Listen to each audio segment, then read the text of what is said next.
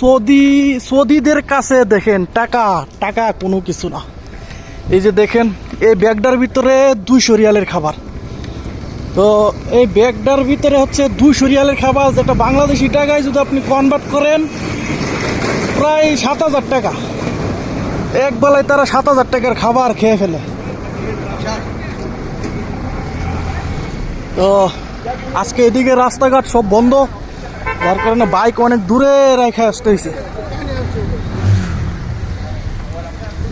এই যে বাইক দেখেন কোথায় রেখে গেছি, বাইক রেখে গেছি 1 কিলোমিটার দূরে। 1 কিলোমিটার দূরে এই যে সব রাইডার এইদিকে বাইক রাইখা মানে রেস্টুরেন্টে যাচ্ছে। আপনার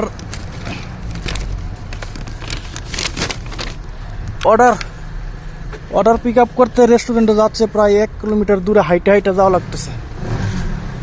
কিছু করে না, এদিকে রাস্তা বন্ধ করে রেখেছে, কারণ মানে রোডে পুরা জাম, এই কারণে রেস্টুরেন্টে যাওয়ার রাস্তা বন্ধ করে রেখেছে। এই যে দেখেন আরেকজন কি করে, ভাই এখানে দাঁড়া করে ভং ভং ভং ভং ভাং ভাং শুরু করেছে।